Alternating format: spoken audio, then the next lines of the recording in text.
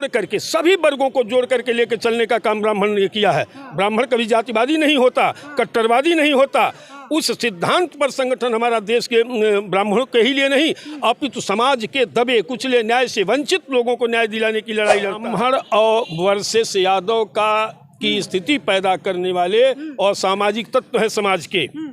कहीं कोई हत्या मारपीट हो जाती है, अब किसी मुसलमान से किसी हिंदू का टकराहट हो जाता है, उसको हिंदू और मुसलमान बना दिया जाए। कि यहाँ के जो विधायक जी है उन्होंने अगर श्रद्धांजलि समारोह नहीं किया होता, इतनी बड़ी संख्या में ब्राह्मण वहाँ एकजुट नहीं होते तो इसको आग नहीं मिलती, कहीं ना कहीं वहाँ से ही बढ़ावा मिला। चूंकि नरसंहार हुआ, हमारे पक्ष से भी आके मिलना चाहिए था, सिर्फ एक पक्ष से मुलाकात की। हमको तो बिल्कुल अनाथ जैसे होते उनकी तरफ पूछा ही नहीं गया। हमारे पास तो ना ब्राह्मण समाज से कोई आया, ना ही विधायक जी आए और ना ही स्थानीय कोई मंत्री। साक्षी पांडे है और आज देशित न्यूज देख रहे हैं। इस वक्त मेरी मौजूदगी देवरिया के फतेहपुर चौराहे पे है और मैं आपको बता दूं कि आज यहाँ पर प्रशासन के द्वारा पूरी तरह से रोक दिया गया है। ना ही मीडिया वालों को अंदर जाने दिया जा रहा है और ना ही बड़े नेताओं को जिनको बुलाया गया है खुद परिवार के द्वारा, उन्हें भी अंदर नहीं जाने दिया जा रहा है। आखिरकार प्रशासन क्या छुपाना चाहती है और आखिरकार उसको किस चीज़ का डर है कि खुद की गलती के आज पीछे अपना मुंह छुपाई फिर रही। इस वक्त मेरे साथ अखिल भारतीय ब्राह्मण महासभा के राष्ट्रीय अध्यक्ष राजेंद्र प्रसाद त्रिपाठी जी मौजूद है। बहुत बहुत स्वागत है। पहले तो बहुत बहुत धन्यवाद आप सभी। इस तरह से यहाँ पे गुंडागर्दी देखने को मिल रही है, प्रशासन की क्या कहेंगे? ना जाने दिया जा रहा है, ना ही अंदर की खबर बाहर पहुँचाने दी जा रही है। प्रशासनिक लापरवाही और गुंडागर्दी के ही चलते देवरिया के मुंह पर ये काली कुती है। ये जो इतनी बड़ी घटना हुई है पूर्वांचल के देवरिया में, ये प्रशासनिक लापरवाही, और प्रशासनिक लापरवाही में यहाँ का डीएम और कप्तान दोषी है। सूबे के मुखिया को चाहिए कि सबसे पहले इनके पर हत्या का मुकदमा दर्ज करके इनको जेल में डाल देते। स्थानांतरण और उनको लाइन में बुला लिया गया, उनका सस्पेंशन, ये पनिशमेंट नहीं, ये तो नौकरी करेंगे, सस्पेंड हो रहे हैं, कल बहाल होंगे। इनके पर 302 का मुकदमा और सामूहिक नरसंहार का मुकदमा यहाँ के डीएम और कप्तान पर होना चाहिए। उससे संबंधित नीचे के कोतवाल हैं या राजस्व कर्मी हैं, सब पर जो भी दोषी है, जिसने भी लापरवाही किया है, ये कम बात नहीं है।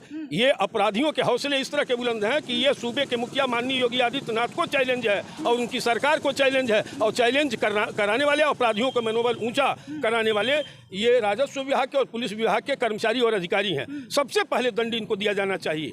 आम जनमानस में सौहार्द को बिगाड़ने का काम इन्होंने किया है। परिवार का परिवार समाप्त हुआ है, दोनों परिवार आहत हुआ है।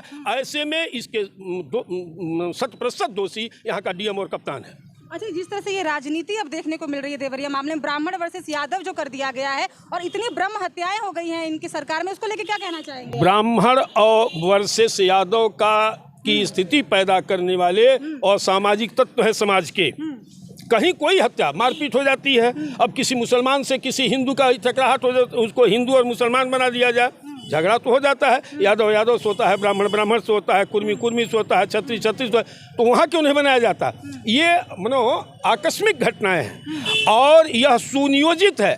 अगर समय रहते यहाँ का डीएम और कप्तान इस विवाद को संज्ञान में लिया होता तो इतनी बड़ी हादसा नहीं हुई होती।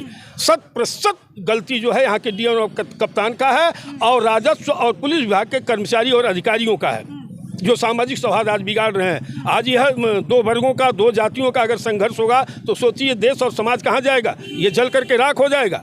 और अगर इस तरह की स्थिति उत्पन्न होती है या हुई है तो इसके लिए सीधे जिम्मेदार यहाँ का डीएम और कप्तान है। अच्छा, ये जो कार्यवाही की मांग की जा रही कि प्रेम यादव के घर पे बुलडोजर चलना चाहिए, आपको क्या लगता है ये सही है? बुलडोजर उपाय हो सकता है किसी भी चीज? नहीं, बुलडोजर चले, अपराधियों पर चले।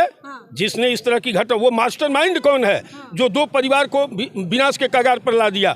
वो कौन है मास्टरमाइंड? उसकी खोज करे प्रशासन ना, और खोज करके उनको बुलडोजर करे, चाहे सरेआम चौराहे पे गोली मार दे। जो भी सामाजिक सौहार्द को बिगाड़ने का काम किए हैं उन्हें सीधे चौराहे पे गोली मारी जानी चाहिए। और प्रशासन मारे, कहाँ गए इनकी पुलिस कि टांग में गोली मार दो? अपराधियों का अपराधियों का स्थान ऊपर है या जेल में है, ये नियम कहाँ गया? इनका उद्घोष कहाँ गया? क्यों नहीं गोली मारी गई इस तरह के मास्टरमाइंड आदमी को जिसने इतनी बड़ी हादसा को अंजाम दिया? कहाँ गए वो अपराधी साथी? क्यों उनको जेल में भेजा गया? उनको पहले यहाँ दंड दिया जाना चाहिए जिस तरह से योगी आदित्यनाथ जी पूरे प्रदेश में दे रहे हैं। देवरिया में भी तो नरसंहार है और इस पूरे पूर्वांचल ही के लिए बहुत बड़ा कलंक है। जिसका भी परिवार उजड़ा है आप उसके दर्द से जानिए। ये तो परिवार उजड़ गया, पूरा परिवार समाप्त हो गया। आज कुछ लोग हैं कि सांत्वना देने पहुंच रहे हैं, हम जैसे लोगों को प्रशासन रोक रहा है। हम लोग आतंकवादी हैं, हम लोग गुनहगार हैं, हम जैसे लोग ही इसमें इस आग में पानी डालने का काम करेंगे। जो घी डाल रहे हैं लोग कह रहे हैं, आरोप लगा रहे हैं कि यहाँ पे अलग अलग नेता आ रहे हैं, अपनी राजनीति चमका रहे हैं, कोई ब्राह्मणों को सपोर्ट कर रहा है, कोई यादवों को सपोर्ट कर रहा है। तो क्या लगता है ये आरोप जो लग रहे हैं वो सही? ऐसा है, ये कार्य राजनीतिक लोग करते हैं। हम जैसे सामाजिक नहीं। हम लोग देखिए, ब्राह्मण की राजनीति एक सामाजिक संगठन का नेतृत्व कर रहा हूँ ना।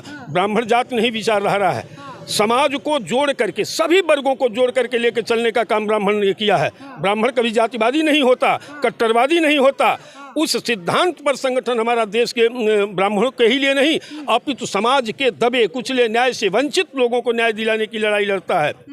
तो आप ब्राह्मणों की बात यहाँ कर रहे हैं, लेकिन आरोप तो ये यादव समाज के जो लोग हैं वो फेसबुक से लेके ट्विटर से लेके हर जगह प्लेटफॉर्म पे ये आरोप लगा रहे हैं कि यहाँ के जो विधायक जी हैं उन्होंने अगर श्रद्धांजलि समारोह नहीं किया होता, इतनी बड़ी संख्या में ब्राह्मण वहाँ एकजुट नहीं होते, तो इसको आग नहीं मिलती। कहीं ना कहीं वहाँ से ही बढ़ावा मिला। चूंकि नरसंहार हुआ था ना, तो जो जहाँ ज्यादा जिस तरह का बड़ा अपराध होगा, लोगों की सिंपैथी वहाँ से जाती है। यहाँ के विधायक ने अगर श्रद्धांजलि सभा कर दिया तो कौन सा गुनाह किया? यहाँ का डीएम कप्तान तो नरसंहार करा करके और सुरक्षित पड़ा हुआ है, तो विधायक जी ने तो श्रद्धांजलि किया, बढ़िया किया। 13वीं से पहले नहीं करना चाहिए था संदराज, वो खुद ब्राह्मण है, उनको ये समझ होनी चाहिए थी। लोग ये भी आरोप लगा रहे हैं। अगर यहाँ का डीएम कप्तान इस तरह का माहौल पैदा कर देता है तो कब श्रद्धांजलि करेंगे?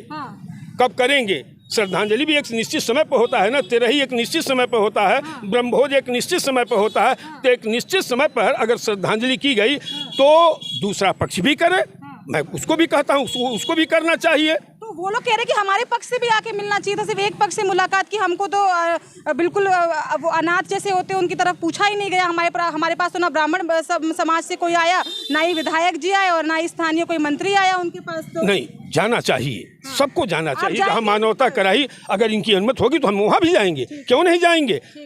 ये हम बांटने का काम नहीं कर सकते, मेरा संगठन बांटने का काम करता है। लेकिन अगर पुलिस की ये गुंडागर्दी रहेगी कि हम जैसे लोगों को भी आतंकवादी समझ रहे हैं, अपराधी समझ रहे हैं, तो इन पुलिसकर्मियों से मेरा ये कहना है कि तुम अपने डीएम कप्तान को अपराधी मानो, जिन्होंने इतनी बड़ी घटना को अंजाम दिया और सामाजिक सौहार्द बिगाड़ने का काम किया, और धू धू करके देवरिया आज जल रहा है। इसके लिए दोषी डीएम कप्तान के प्रति क्यों नहीं करते हैं? उनको भी ना अंदर जाने दिया जाए। वैकल्पिक व्यवस्था करनी चाहिए सरकार को। डीएम कप्तान को हटा करके दूसरा डीएम कप्तान पोस्ट करके और उसके अध्यक्षता में और उसके देखरेख में कार्य होना चाहिए। ठीक है, तो ये तमाम आरोप जो ब्राह्मण समाज के ऊपर लग रहे थे, और कहीं ना कहीं लोग ये कह रहे थे कि जो ब्राह्मण समाज के लोग हैं वो सिर्फ और सिर्फ देवेश दुबे से कहीं ना कहीं मुलाकात कर रहे थे। तो इस वक्त मेरे साथ अखिल भारतीय ब्राह्मण महासभा के राष्ट्रीय अध्यक्ष मौजूद थे। उन्होंने खुद ने ये साफ बात कह दी कि अगर हमको अलाउ किया जाएगा तो हम दोनों परिवार से मुलाकात करेंगे, ना कि सिर्फ और सिर्फ दुबे परिवार से। आप सबकी क्या राय है कमेंट बॉक्स में कमेंट करके बताइएगा। इस वीडियो को लाइक करिए, शेयर करिए और ऐसे ही देखते रहिए द देशहित न्यूज़। बहुत बहुत धन्यवाद।